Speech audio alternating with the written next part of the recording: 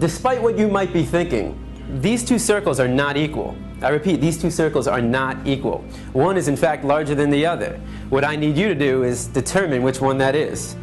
So, please raise your hand if you believe the blue circle is larger than the red. All right. Please raise your hand if you believe the red circle is larger than the blue. All right, very good. Now, before I said anything about these two circles, what was your first instinct? Equal, right? Because they look equal. And the reason why they look equal is because, in fact, they are equal. These two circles are identical.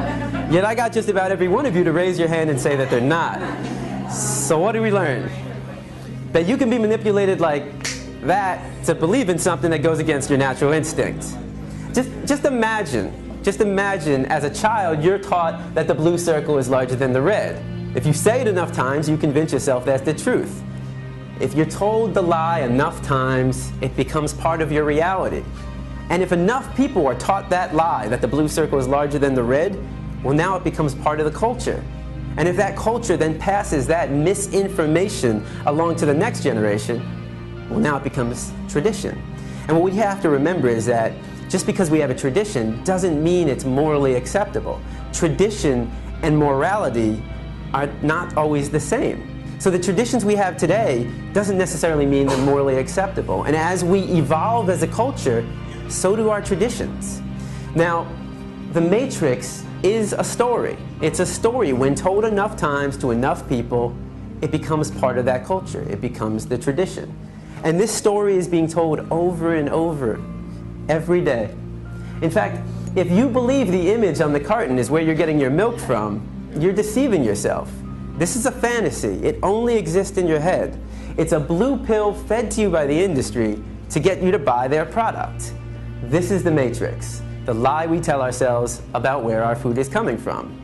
The reality is far more disturbing. 90 to 95% of the milk, the meat, and the eggs that we consume in the United States are coming from these conditions. Now, this is called factory farming. This is where you take thousands of hens, pigs, and cows, and you confine them into warehouses.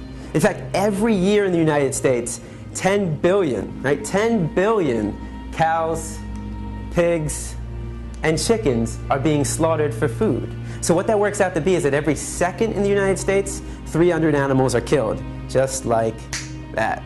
So 300, 600, 900, 1,200. By the time I'm done talking today, there'll be over 1 million animals that have been slaughtered. And most of us don't even blink an eye. I mean, how is it possible that in the United States of America we can slaughter 300 animals every second and not question that? Because of the story we've been told. The story justifies the action. If you say it enough times, you actually convince yourself that's the truth. How many of you were taught as a child you need to eat meat to get protein? I mean, I know I was. How many of you were taught you need to drink cow's milk to get strong bones? Not dog milk, not chimpanzee milk, not elephant milk, not rhino milk, not hippo milk, not tiger milk, not lion milk, not giraffe milk, not elephant milk. Did I say that already? I think you get the point. Not even our own mother's milk, but we need to drink cow's milk to get strong bones. The absurdity of drinking the milk from any other species and any other being besides our own mother, when it's said enough times, loses its absurdness.